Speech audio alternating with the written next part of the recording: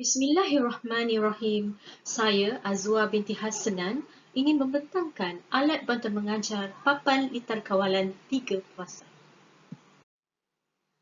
Okey, alat bahan bantu mengajar banyak memberi sumbangan dalam meningkatkan pemahaman pelajar dan kualiti pengajaran di kalangan pelajar dan pendidik. Ia juga menyediakan suasana pengajaran dan pembelajaran yang lebih dinamik. Alat bantu mengajar boleh menimbulkan rangsangan dan keinginan pelajar untuk mengetahui lebih mendalam tentang sesuatu pengajaran dan juga boleh menjadikan proses pembelajaran lebih menarik dan berkesan. Ia sesuai dalam mata pelajaran teknikal seperti contohnya seperti kejuruteraan elektrik, pembelajaran secara praktikal, penggunaan simulasi, latihan kerja hands-on, projek dan lain-lain. Objektif kajian. Objektif dalam membangunkan alat bantu mengajar interaktif adalah seperti berikut. Yang pertama, keselamatan semasa menghidupkan motor elektrik. Yang kedua, mempermudahkan penyambungan wayar pada litar kawalan. Yang ketiga, memperbagaikan cara pembelajaran litar kawalan 3 fasa. Yang keempat, meningkatkan kefahaman pelajar terhadap kawalan 3 fasa di samping menarik minat pelajar terhadap pembelajaran. Skop kajian.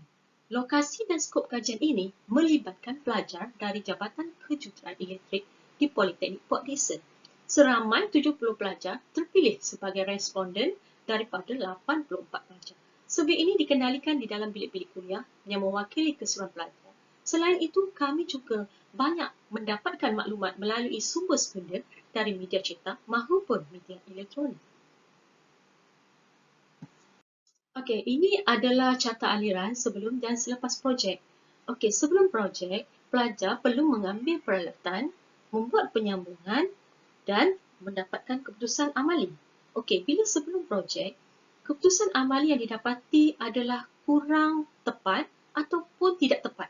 Jadi pelajar terpaksa menukar peralatan satu-satu peralatan. Kadang-kadang pelajar sampai 2-3 kali menukar peralatan untuk mendapatkan keputusan amali yang tepat. Tetapi selepas projek, pelajar hanya perlu mengambil papan kawalan 3 fasa dan membuat penyambungan. Okay. Ralat untuk kerosakan peralatan adalah terlalu kecil. Jadi mereka memasang dan terus mendapat keputusan amali. Okey, sebelum mereka cipta papan litar kawalan, inilah keadaan dia di mana pelajar mengambil, meletakkan ia di atas meja. Peralatan diletakkan di atas meja, kadang tidak tersusun dan di mana pelajar sukar membuat penyambungan. Okey, metodologi. Di mana saya dan rakan-rakan telah membuat 2 fasa yang telah digunakan pakai untuk menyelesaikan masalah kesukaran pelajar semasa membuat penyambungan litar kawalan motor. Okey, fasa yang pertama, kami meletakkan peralatan di atas satu papan, disusun dengan lebih kemas, di mana hanya pelajar perlu membuat penyambungan sahaja. Okey, tetapi untuk fasa yang pertama, kami dapati memang mudah membuat penyambungan tetapi agak kurang selesa dengan semasa membuat penyambungan dan juga peralatan yang diletakkan adalah tetap. Okey, ini adalah fasa kedua, prototype fasa kedua, di mana kita tinggikan sedikit, di mana membuatkan pelajar itu lebih mudah untuk membuat penyambungan. Okay. Di sini pula kita meletakkan penyangkut. Penyangkut di mana pelajar ataupun pensyarah sendiri boleh menukar peralatan mengikut kesesuaian amali. Okey, dari segi kesimpulan.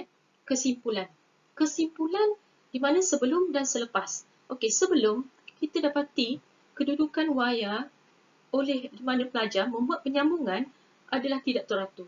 Bila tidak teratur, berserabut, menyukarkan pensyarah untuk membuat penyeimbangkan sambungan. Dan pelajar juga keliru.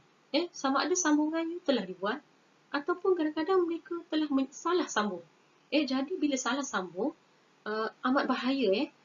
Amat bahaya. Mungkin akan boleh meletup. Peralatan akan menjadi lebih rosak. Jadi peralatan tidak terjamin dan tidak selamat. Kerana satu lagi kemungkinan, kadang-kadang peralatan itu boleh terjatuh.